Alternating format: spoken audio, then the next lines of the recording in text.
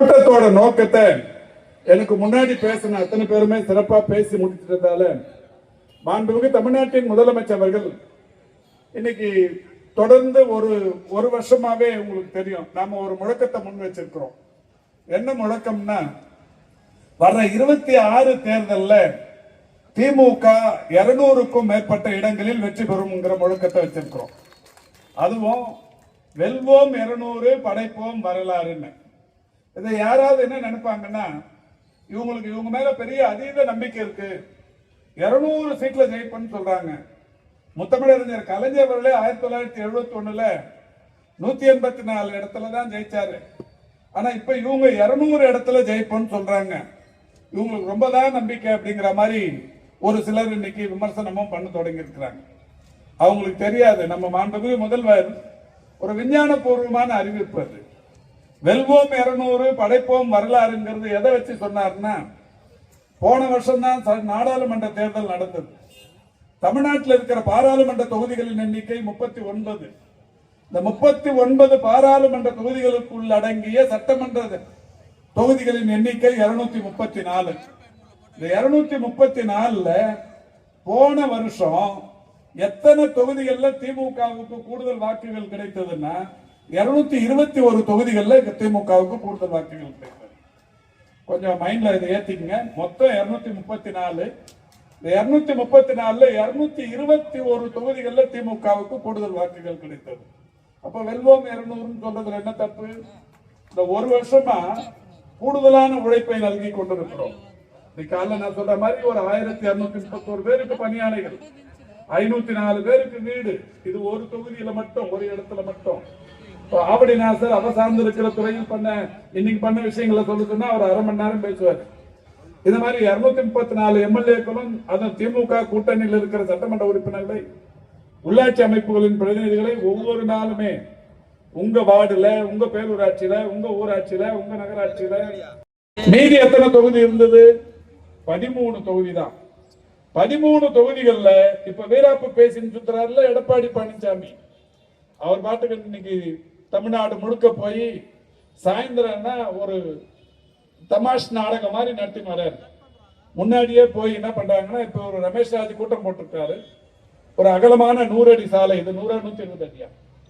100 அடி, 120 அடி இருக்கும். எட்ஜ் டு எட்ஜ் 120 அடி இருக்கும். ஒரு 60 அடிக்கு பொதுக்கூட்டம் போறாரு, 60 அடிக்கு போக்குவரத்துக்கு இடையூறு இல்லை. இந்த 60 அடி ரோட்ல அந்த பக்கம் எங்கேயும் பேனர் வைக்கல.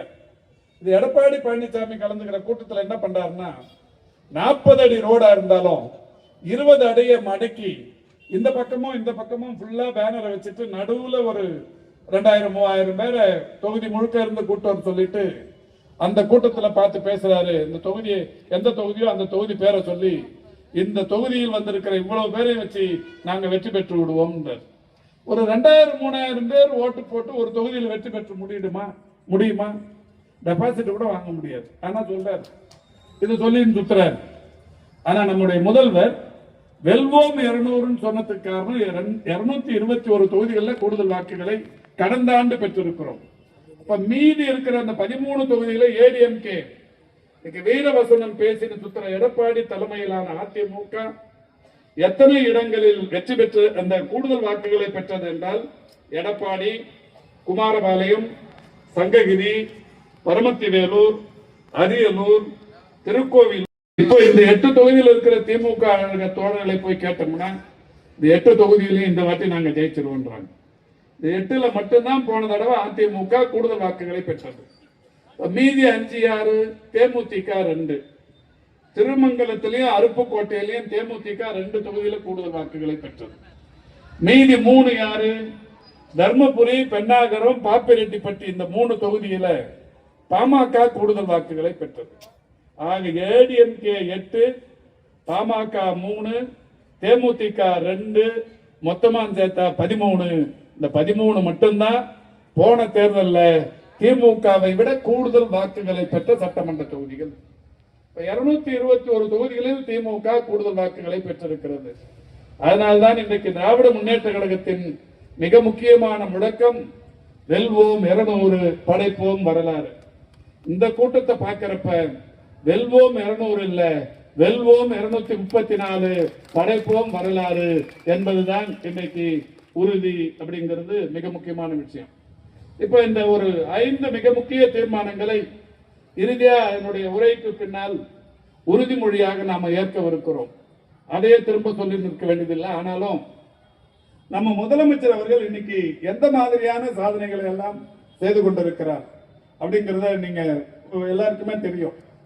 கலைஞர் மகளிர் உரிமை தொகை திட்டம் 1,15,00,000 பேர் மாசம் மாசம் 1000 ரூபாய் வாங்கினாங்க. இது வரைக்கும் 25,000 ரூபாய் ஒவ்வொரு குடும்பத்துக்கும் போய் சேர்ந்திருக்கு. இந்த திட்டம் தொடங்கி 25 மாசம் ஆகுது. இதே அண்ணா பிறந்த நாள் அன்னைக்கு ஆரம்பிச்சாங்க 2 வருஷத்துக்கு முன்னாடி. 24,000 ரூபாய் வர இன்னொரு 10 நாள் ஆச்சுன்னா 25,000 ரூபாய் ஒவ்வொரு குடும்பத்துக்கும் 24,000 ரூபாய் வந்து சேர்ந்திருக்கு. இது கலைஞர் மகளிர் உரிமை தொகை திட்டம் 1,15,00,000 பேர். இப்ப உங்களுடன் ஸ்டாலின்ங்கிற ஒரு முகாமை 10,000 இடத்துல நடத்தி, இந்த 10,000 இடத்துல நடத்துற முகாம்லயும் யாருக்கெல்லாம் இந்த தகுதி உள்ளவர்களுக்கு கலைஞர் மகளிர் உரிமை தொகை திட்டம் விடுபட்டு போச்சோ அவங்க எல்லாம் விண்ணப்பிக்கலாம்னு சொல்லி விண்ணப்பங்களை தராங்க. இப்ப அதுல விண்ணப்பங்களும் வந்து இருக்கு. இப்ப கூட நாங்க கலந்துக்கிற நிகழ்ச்சியில, நானும் கவியும் கலந்துக்கிற நிகழ்ச்சியில மாண்புமிகு துணை முதல்வர் சொன்னாரு, விடுபட்டு போன அத்தனை பேருக்கும் மிக விரைவில் கலைஞர் மகளிர் உரிமை தொகை திட்டத்தின் அந்த பயன் வந்து சேரும் சொல்லியிருக்கிறாங்க. ஆக 1,15,00,000 தரதையும் தாண்டி விடுபட்டு போனவங்களுக்கும் விரைவில் கிடைக்கும் என்கின்ற வகையில் அறிவிப்பு வெளியிடப்பட்டிருக்கிறது. இந்த மாதிரி திட்டம் வேற எங்கேயாவது இருக்கா?